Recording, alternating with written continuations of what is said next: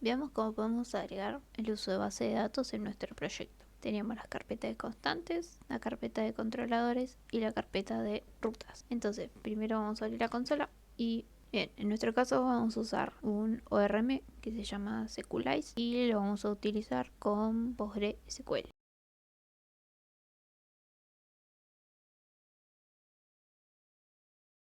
Si nos fijamos en el package.json aparece como nueva dependencia el Sequelize.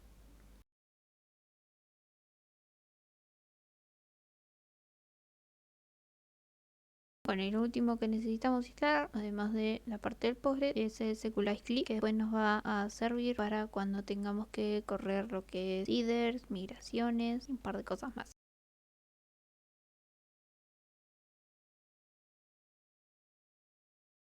Tenemos entonces .env instalado, que era para las variables de entorno, Express, que era para nuestro servidor, Postgre instalado, Sequelize y Sequelize Click. Con esto vamos a poder agregarle base de datos a nuestra API. Bueno, lo primero que vamos a tener que hacer es crearnos un archivo en la raíz de nuestro proyecto. Este archivo de acá nos va a permitir configurar todo lo que es rutas, carpetas para poder usar nuestra base de datos. Bueno, vamos a tener que importar el path, que es una dependencia que nos va a permitir trabajar con rutas. Y ahora vamos a empezar a configurar todo lo que va a ser nuestra base de datos. Bien, le vamos a decir que nos cree una carpeta que se va a llamar config, una que se va a llamar models, otra que se va a llamar seeders y otra que se va a llamar migration. Esto nos va a ayudar para poder tener más ordenado todo nuestro proyecto. En este caso yo le dije que la carpeta config va a estar adentro de CRC, adentro de una carpeta que se llama database. Después tenemos la carpeta models, seeders y migration, todas adentro de una carpeta que se llama database. De esta manera va a quedar todo más ordenado y va a ser más fácil encontrarlo. El comando de acá nos permite crear todas las carpetas. Si vamos acá, se creó la carpeta database que tiene config, migraciones, models y seeders. Si se fijan en la carpeta config, se creó un archivo que se llama config, ahora lo vemos. Y en la carpeta models se creó también un archivo que se llama index.js. Vamos a ir al archivo de config y vamos a hacerle una modificación. Le agregamos para que se pueda exportar, así después lo podemos utilizar. Si nos fijamos acá, automáticamente cuando nosotros iniciamos Sequelize nos creó estos archivos con cierta información. En el archivo config lo que va a guardar es la información de la base de datos a la que va a acceder nuestra API dependiendo del entorno. Por ejemplo, ya por defecto nos crea que sería desarrollo, que sería test y que sería el de producción. En este caso nosotros vamos a enfocarnos en el de desarrollo, pero después ustedes a medida que vayan haciendo crecer la API van a poder configurar los demás entornos. Bien, en este caso nosotros vamos a usar Postgres. Y lo que necesitamos saber es el usuario, la contraseña y el nombre de nuestra base de datos. Para esto hay que tener instalado Postgres en nuestra computadora. Cuando ustedes instalan Postgres en la computadora les va a pedir una contraseña. Esa es la contraseña que vamos a tener que poner acá. El usuario generalmente por defecto pone Postgres y la base de datos es la que nosotros vamos a crear. Lo que podemos hacer es, como esto es información sensible y no queremos que todos vean nuestra contraseña, podemos usar la misma lógica de antes e ir a constantes y podríamos usar variables de entorno. Bueno, hasta ahora nosotros lo que teníamos en el archivo .env era el número de puerto y que eso estaba acá en el index que lo llamamos para decirle en qué puerto va a escuchar nuestro servidor. Entonces ahora en el .env nosotros vamos a agregarle la información de nuestra base de datos. Bueno, en primera instancia creamos una variable de entorno para el environment y después vamos a crear uno para lo que es el usuario, contraseña y nombre de la base de datos. Bien, una vez que tenemos nuestras variables de entorno, en este caso habíamos dicho que quedaba mejor agarrar el archivo de variables constantes y llamarlos acá. Entonces, en nuestro caso vamos a tener que crear una constante para el nombre de la base de datos, uno para el usuario y otra para la contraseña. Bien, y para utilizar estas variables constantes tenemos que importar el archivo. Bueno, ahora sí, en donde dice usuario, llamamos al username. Una vez que tenemos configurada entonces nuestro entorno, vamos a crear nuestra base de datos.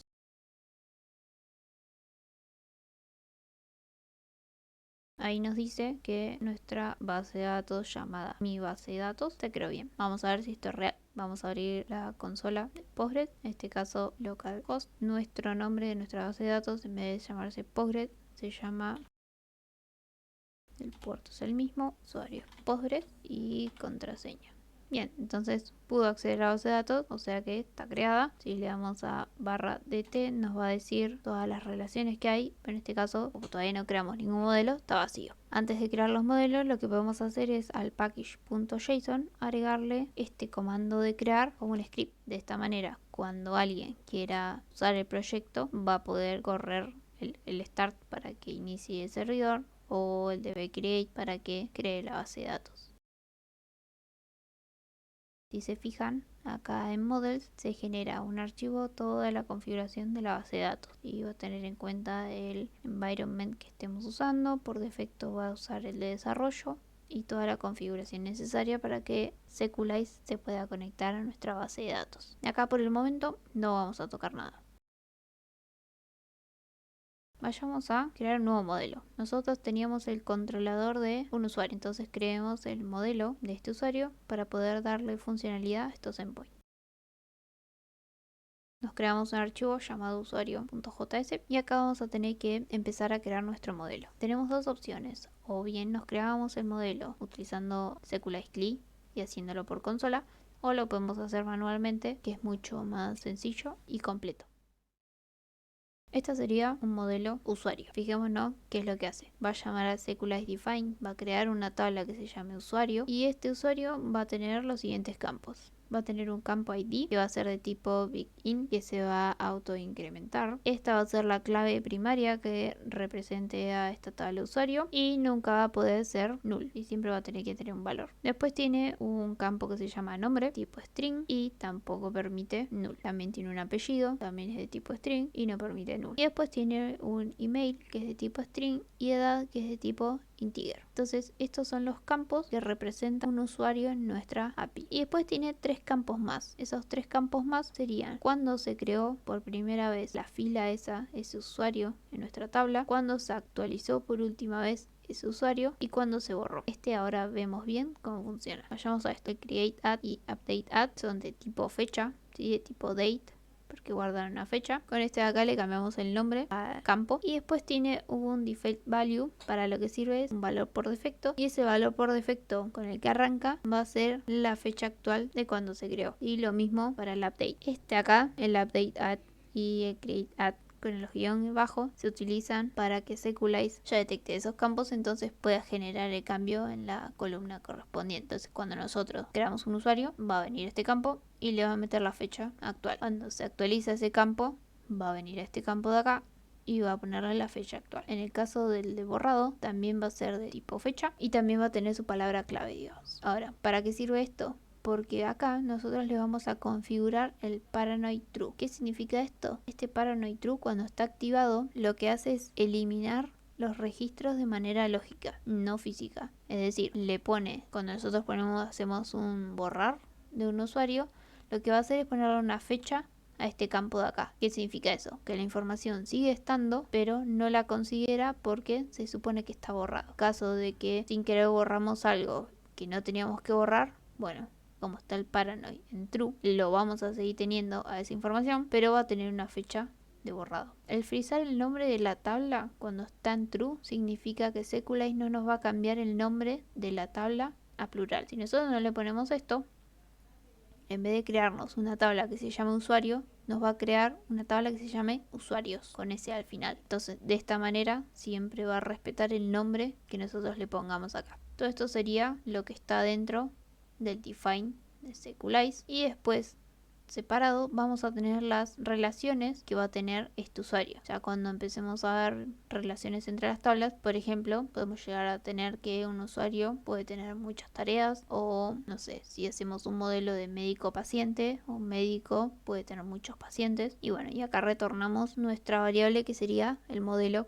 que ya creamos. Bien, entonces si nosotros queremos crear otro modelo, lo único que tenemos que hacer es básicamente copiar y pegar el modelo este que ya tenemos y por ejemplo podemos hacer uno que sea de médicos. Lo que tendríamos que hacer es donde dice usuario poner médico y obviamente cambiarle los campos a los que corresponden.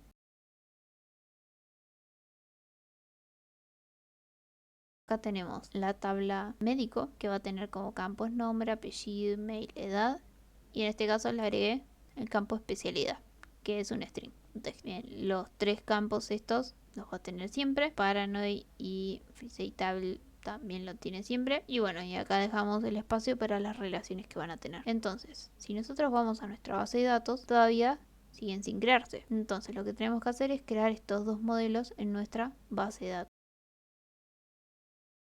Bien, como les dije hoy, en Models, en la carpeta Models, había un archivo que se llama index.js. Este es el que se encarga básicamente de toda la configuración de nuestra base de datos. Sequelize nos brinda una función que es de sincronizar. Esta función de acá lo que hace es sincronizarnos los modelos con nuestra base de datos. Miremos primero el controlador, suponiendo que nuestra base de datos se creó correctamente y después volvemos a ver si se crearon nuestras tablas. En el controlador nosotros vamos a tener que traer el modelo de la base de datos para poder acceder a las tablas de nuestra base de datos. Bien, en Models vamos a tener nuestro modelo de la base de datos. Esto cuando lo guardemos se va a empezar a ejecutar el sync de Sequelize. Esto nos está diciendo que nos creó los dos modelos médico y usuario en nuestra base de datos. Veamos si esto funciona.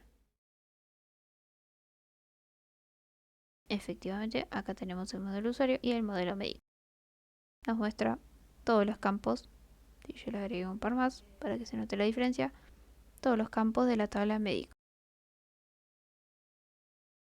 Si vemos el usuario, tiene sus campos también que habíamos planteado en el modelo. Veamos entonces ahora cómo ponerle funcionalidad a estos endpoints. El listar info o el crear. Cuando nosotros queremos hacer un listar, lo que estamos haciendo es un select all de la tabla. Entonces en Sequelize, en select all, se usa con la función find all. Entonces de esta manera nosotros estamos creando una variable que se llama users, que le estamos diciendo a nuestro modelo usuario find all. Este find all nos va a devolver todos los usuarios de la tabla usuario. Y acá lo vamos a mostrar en una respuesta en un JSON, con data, bajo la etiqueta de usuarios. Vamos a mostrar todo lo que viene en esta variable de acá. Cambio en el listar info, nosotros vamos a mostrar la información de un usuario en específico. Ese usuario en específico viene de la ruta que está guardado en ID usuario. Entonces, para poder capturar este valor, nosotros tenemos que usar el rec.params.